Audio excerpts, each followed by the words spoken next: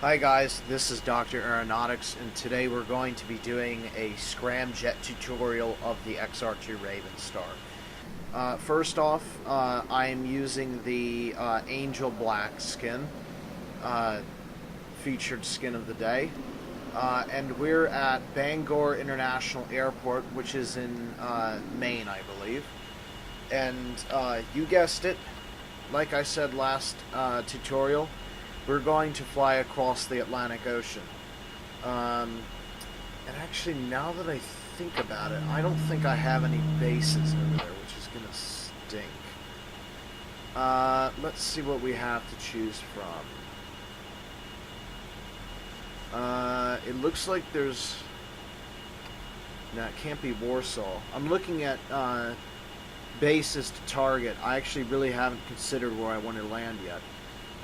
Copenhagen? No. What city is that?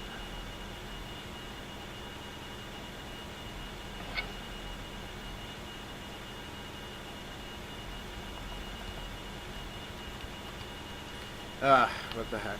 I'll just find it the long way. That looks like Warsaw, but it's a little bit too far north. Maybe Potsdam or Pulse, or that weird name. That works. Okay, so we're going to target some weird base in Poland. Looks like Peenemund. I don't exactly know how to pronounce Eastern Europe names, but there you go. 5,000, 6,000, what do you call those distances? 1,000 kilometers or megameters. Okay, so now we're going to configure the multifunctional displays here.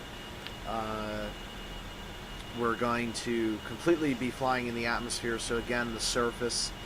And let's go ahead and prepare the radios this time before we forget.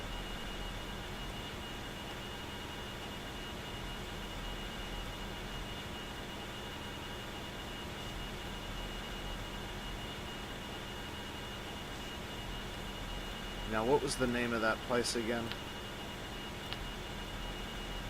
No, not that place. Oh. Peenemund. That's right. Right. There it is. Right, 13020. And like I said, this won't have a runway. So, this won't be a landing tutorial. I mean, I guess it will be in the sense that we're going to be touching down, but two things. One is it's going to be an unrealistic touchdown. In real life, you would crash into the farmlands or whatever else happens to be there. Or... Okay, that should be right. Or,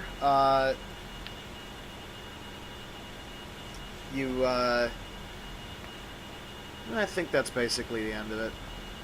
There's probably not another scenario option there. Okay, so we're going to turn our HUDs on. Surface and the atmospheric. We will shortly be switching to... actually, oh yeah, we won't need the ascent one. Let's turn to Fahrenheit. If you still want Celsius, it's given here in Kelvin and Celsius. For Celsius, just subtract 273 from this value. Turning on the tertiary HUD, and now check our coolant temperature down here. That's good. The fuel is good as well. Gonna turn our lights on. And all of the doors appear to be closed. Here are the scram doors, which we're not going to open until we get to a certain height.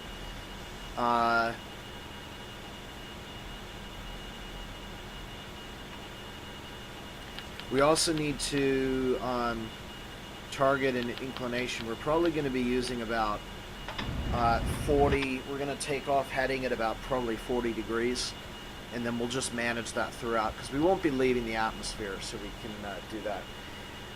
And so the huge advantage of using the scram engines is that you can go much further distance on a lot less fuel. And now that I realize it, I have the specific impulse set low, so we might not get very far from our scram engines. But that's okay anyway. We don't have to land there because there's no runway. If we wanted, we could just land outside of London or something. Okay, so we're going to go ahead and turn on the auxiliary power unit. Okay, so it's basically told us that has happened. Hitch on. Turning on the air flight control surfaces, adding a little bit of elevator trim. And now we're going to cut the external line. Using onboard O2. Okay, we're ready for takeoff. Actually, no, we're not ready for takeoff. Using external Let's O2. open the hatch again.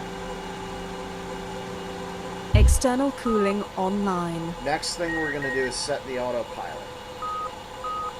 So that was a pitch hold, which we're going to do.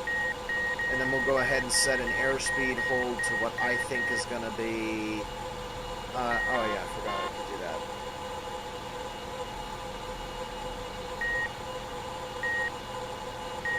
We'll start with 1500. Okay, let's take off now. Using onboard O2. So the external hatch is closed. Let's just give one more look around outside, make sure everything is fine. It is, so we should be ready to go. Again, we're going to add just a little bit of thrust to get us onto the runway. I don't know how long Bangor's runway is, but it's just a single runway. Yeah, it looks plenty long. No problem. Okay, so take off now. 100 knots. V1. Rotate. Lift off. Up. Okay, and I've just now noticed again the field of view was off.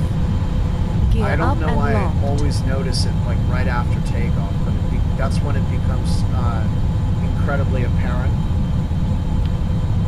Okay, so I'm going to spend a little bit of time during the ascent to talk a little bit about the scram engines. Basically, I explained the operation of what a scram engine is in the first tutorial. A scram engine is basically a fuel-hungry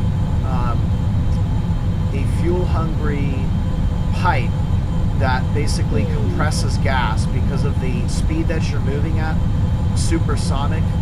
The air stops behaving like air and like something else. Oh, it's going to tell me exactly where I need to go anyway, so that's not a problem. So the gas stops acting like a gas, and then when you have a crevice open or a pipe open, the air going inside gets compressed. When the air gets compressed, it becomes more volatile. So then what we do is we ignite it with a spark after mixing it with fuel, and we'll basically boom, and the boom goes out the back, propelling us forward. And the faster you go, the better it is. So what's the limitation on the Scramjet? Well, basically the limit is it gets too good.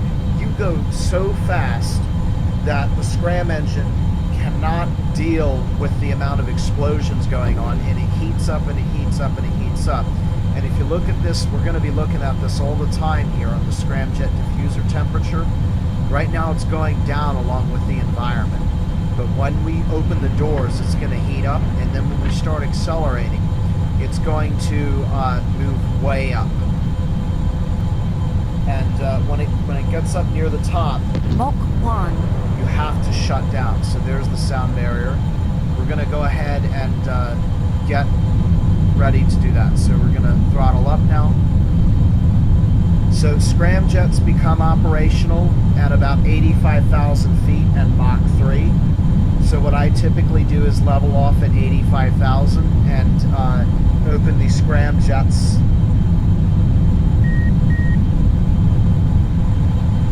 at Mach 2, which we're actually coming up to very soon. So I can actually climb faster now. Should I want?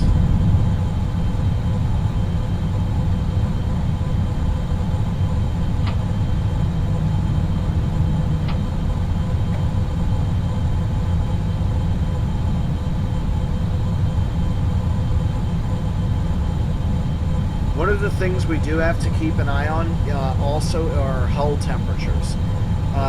You have to be very careful when you fly your ascent that you keep the dynamic pressures Mach 2.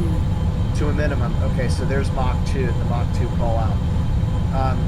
You have to be very careful when doing this because if you get the dynamic pressures and density value for your speed too high, you can overheat your hull and you'll burn up.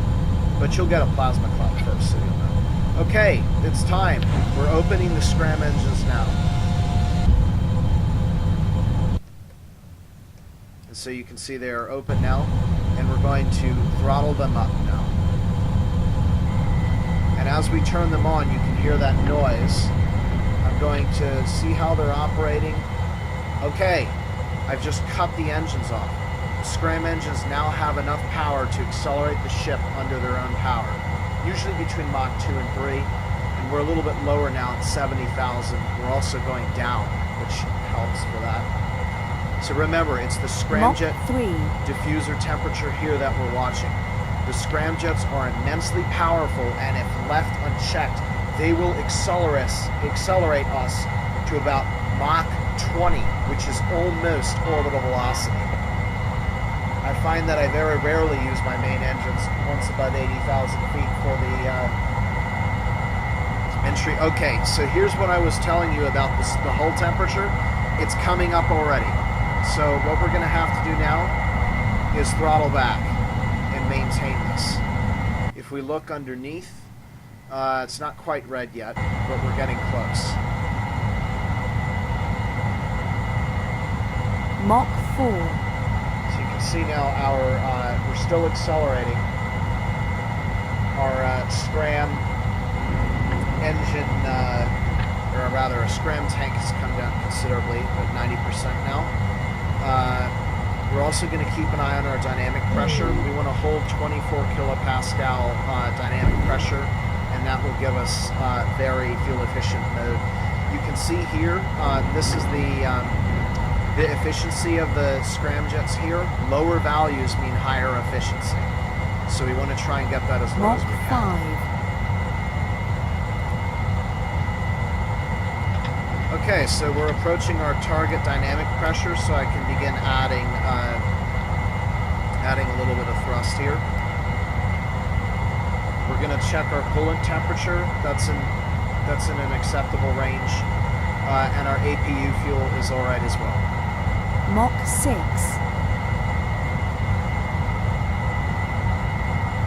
Information. APU fuel 90%.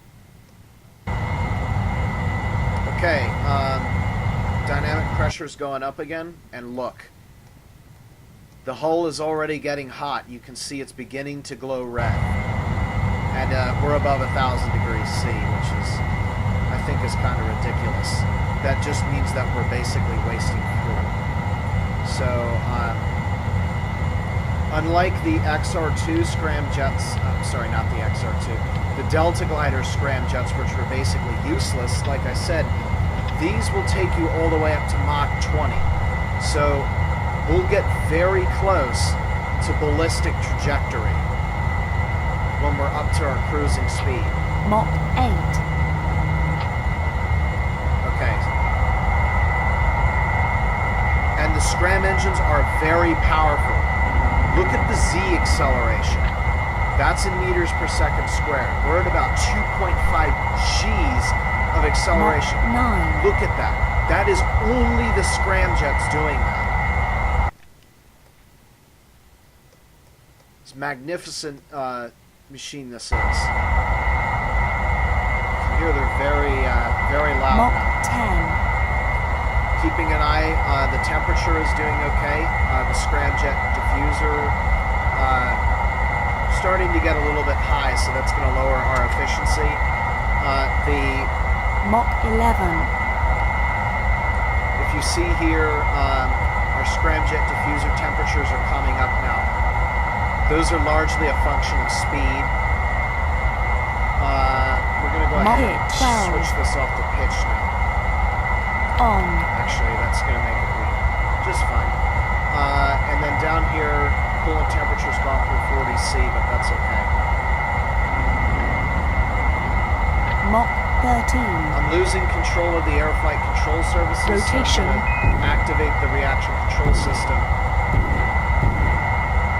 which sounds considerably different from the Delta gliders because there's much larger engines here. So you can see them there. Our hull is getting hot again, so I'm going to mitigate that now by throttling back.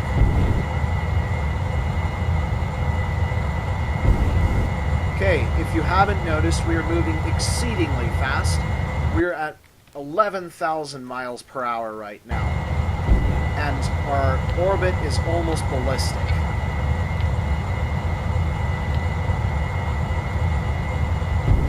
Mach 15. So you can see this is nearly a ballistic trajectory now. We're moving that fast. Also, the scramjets appear to be going down. So I think we'll turn this into a ballistics tutorial. Because we're going to run out if we don't continue accelerating. I had the ISP set that low. In fact, I don't exactly remember what it was set to. Mach 16. But I do know that it was relatively low. Okay, so we're losing scramjet power now because the air is becoming less dense. Also to note, Mach 17. Okay, we're at Mach 17. Mach 20 is typically where we reach a cutoff. We're now suddenly very quickly approaching the upper limit of the scramjet operation. If I let that go over, we will explode. 18.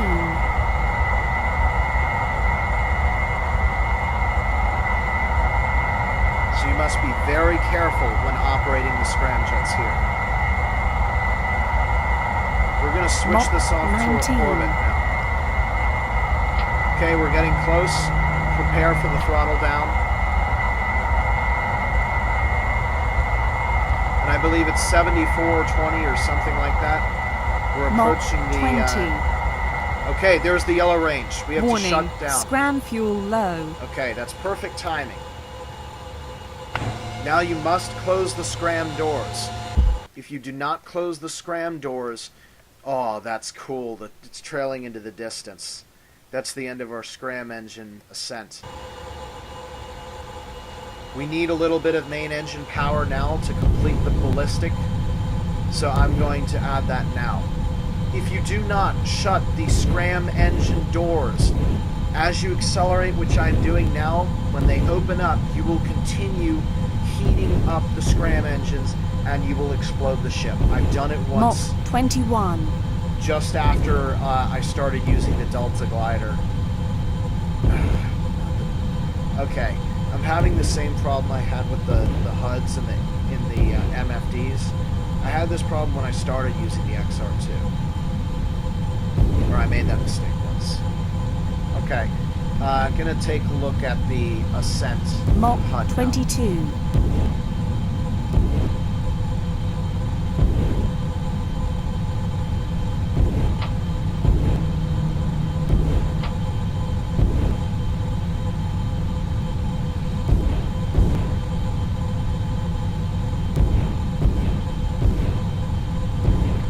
now. Okay, Celsius is Mach back near 23. the Fahrenheit range, so I've switched that back.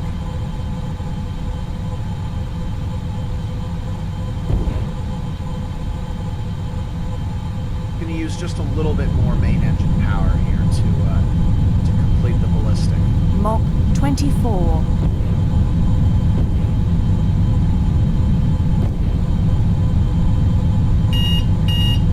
Oops. Okay. That's done it now. So we're in a ballistic flight path again. Our velocity is now 15,000 miles per hour. The great thing is we do not need the Hitch air flight control off. services because we're in space. So we can turn that off. And just to check, we didn't turn any autopilots on. We can shut the APU down, which saves us in two ways. One, we won't run out of APU fuel.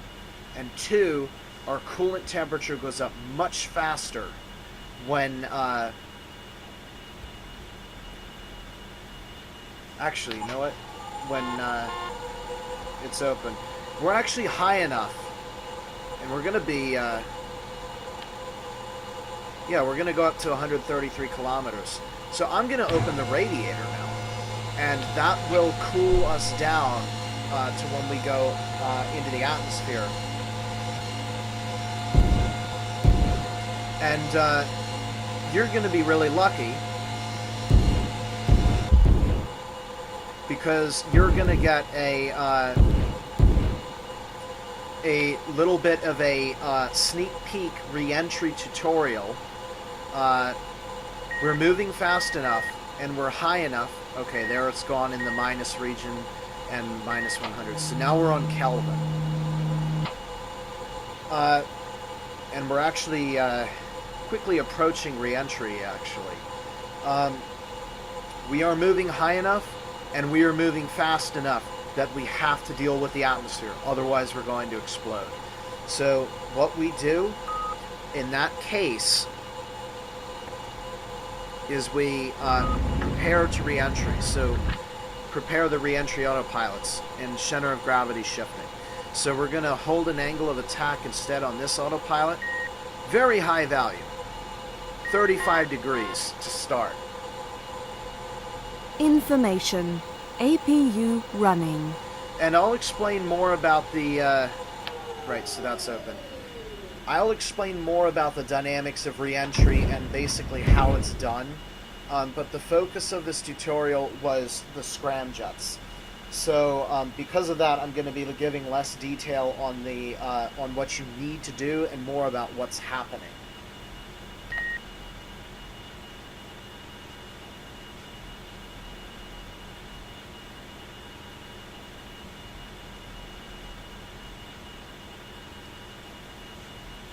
As you can see, the radiator isn't nearly effective as the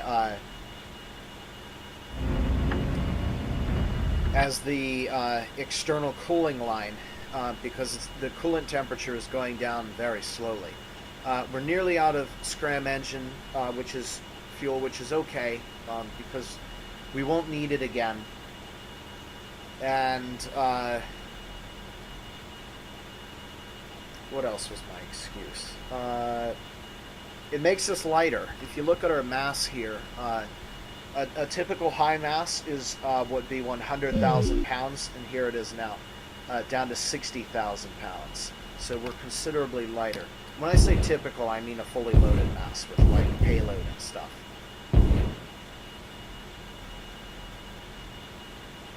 Okay, we've just hit apogee. This is the highest point of our orbit that we're going to reach, if you want to call it that, and we're going to begin the descent into the atmosphere. You can now see this has gone down, and the temperatures will begin to rise again.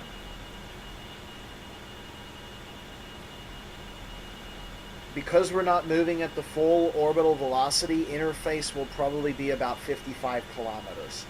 So we want to make sure that we activate the autopilots long before that.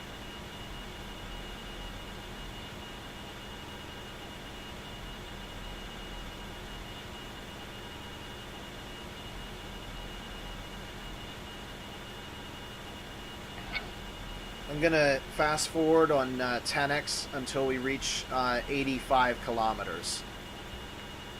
So here's 10x.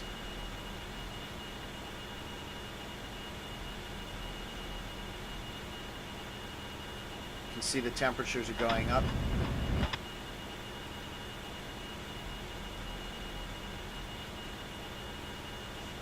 Okay. Mach 25. Coming up Mach 25. on that speed now. APU auto start. So the APU... Center of gravity shift online. Well, you basically heard it all. She said the APU is turned on and moved the center of gravity shift. Our dynamic pressure's coming up.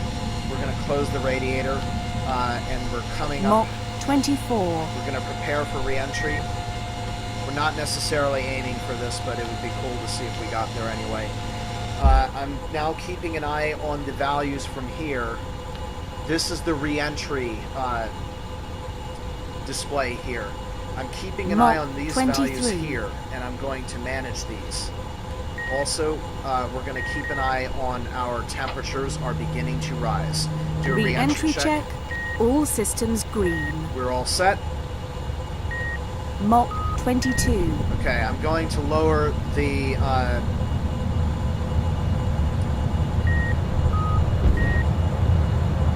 so you can see now the temperatures are really starting to kick up.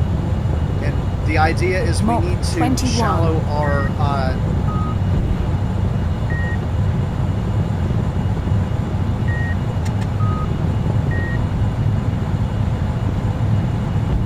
Warning, hull temperature.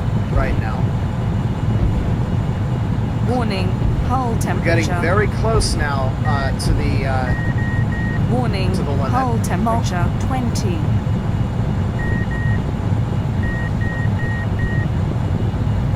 Okay,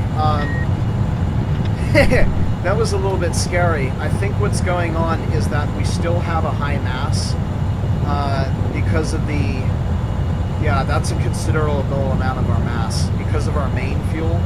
I typically do re-entries with very low, we've just done an atmospheric bounce. Mach 19. I typically do re-entries with only about 20 to 30% main fuel remaining. And you know what? We ought to have done a fuel dump. But you can see how very dangerous re-entry is. We hit the red range and I'll need to check in the video, but I think we were on the verge of exploding. When the values go white, Mach it means 18. you could explode at any moment. And I think I might have seen one of them go white. Information. APU fuel 80%. Okay, we're coming back down again. So we're going to manage this now.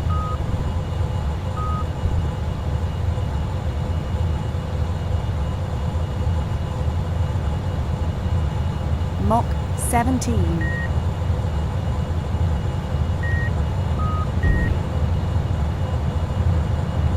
Okay, so I was mainly concerned about the state of things, and I didn't actually express how truly scared I was. That situation demanded all of my attention at that very moment to keep us from exploding. I'm serious. We could have... Mach we 16. could have really exploded there. So we're in a stable re-entry path right now. All is well. But let's just take a damage report and make sure. Re-entry check. All systems green. Well, the diagnostics seem to report that everything is all right. That's rather interesting. I thought it Mach was 15. so close that there might have been an issue with the thing, but here is re-entry now with this just gives you an idea of Fahrenheit. 2,200 degrees Fahrenheit, 1,200 Celsius. Very, very stone red hot.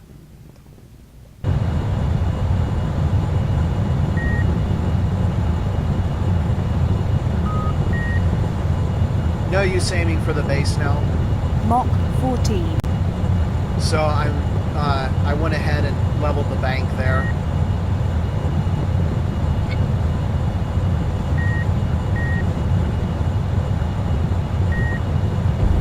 We could actually do with a steeper re-entry, so I'm going to initiate that now by dealing with these autopilots. And this is what I love about the Mach XR-2. 13. it's not like the Delta glider where you have problems with center of gravity shifting. You can see it has the power to keep itself in this position the whole time. And because of it, we have a smooth, predictable re-entry path that's safe, at least once you get into it. I didn't realize how steep the slope was coming down, and if I had paid attention to the value here, I would have known. Mach 12. Yeah, 88 meters per second down. If I had known that the slope was probably upwards of like 4 degrees, if I had known that that value was higher, I would have been much, much more, almost deathly more concerned that we would have a critical failure.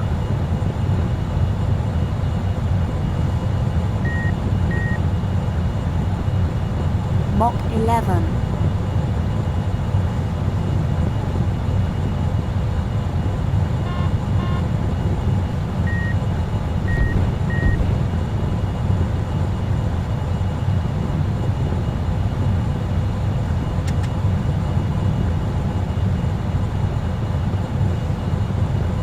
Mach 10. Okay, we're getting close to dropout. Dropout is about 2,500 meters per second. So you will see the plasma cloud disappear, and the atmospheric noise will calm Mach all 9. at once.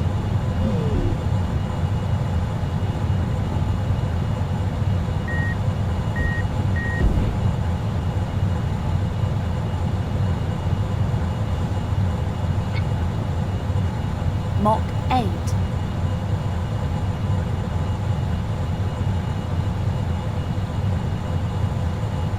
Again, we're actually carrying more fuel, so again, I forgot this value is Mach probably going to 7. be lower again.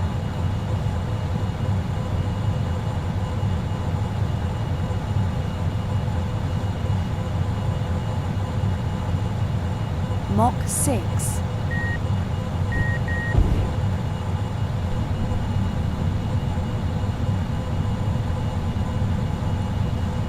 Mach 5. Okay, here comes fallout. So we're going to switch to, it all happens Mach at once. 4. I've just switched to the atmospheric. Going to go back to the Fahrenheit scale. On. We're going to turn our air flight control services on and the reaction Mach control 3. system off. This is where we have to watch our wing load. We have to wait till we come completely out of dropout or fallout. So, yeah. Should call it Mach dropout 2. so that I don't confuse people. You have to wait. We should be going low enough now. You have to watch this wing load value right now. This is where it can spike, and it can really come close to snapping your wings off if you're not careful. Ooh, there it went. You see now that came close. We're flying like an airplane now, so that is the end of re-entry. Subsonic.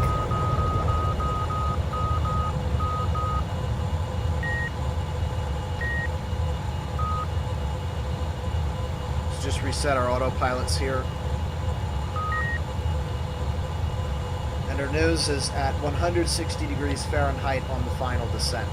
I'm just going to coast straight in for a landing now. I think we're over the Black Sea, but I really don't care. I'm just interested in a soft touchdown landing, that's all. Meanwhile, our coolant temperatures are 52 degrees Celsius, and our APU fuel is about 75%, so we're actually still doing fairly all right.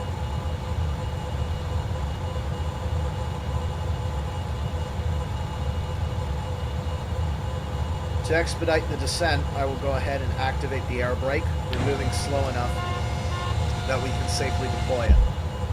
If we had deployed it when we were re-entering, it would have been ripped off the ship, especially when our temperatures were up above 2,500 degrees Celsius.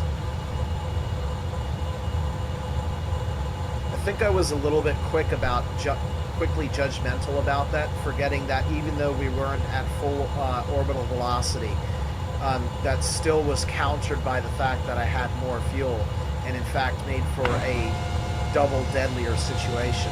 5,000. And I really was lucky that I didn't burn up, because from what I could tell, there was 4,000. literally a 55-45 chance that I would have made it. And if I had seen that white, I'm not sure, but I may have seen one white value down here, either this value 3,000. or one of these values here. If that were white, then it would have been about the vice versa, 45% chance I would have come out of it alive.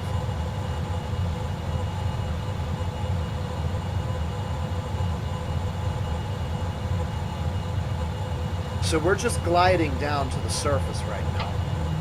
2,000.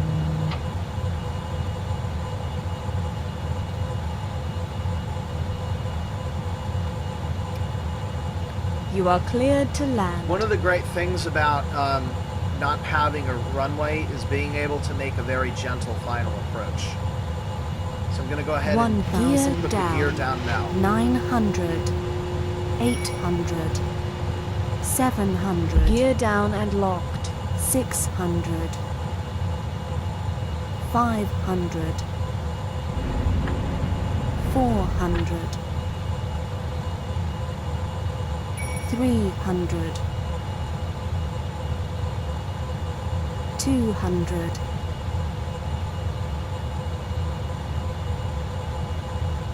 100. 75. 50. 40. 30. 20. 15. A little bit faster 10. now. 6. 3. 1. Touchdown. There we go. Okay, so we're safely on the ground now. So we're going to go ahead and add braking pressure.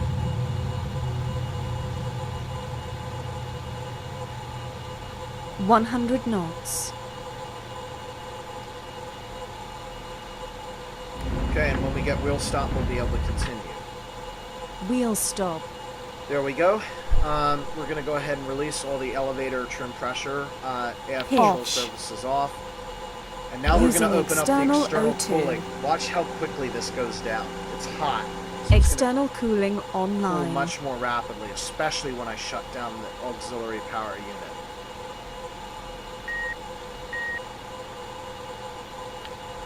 Just going to go ahead and turn these off as well. And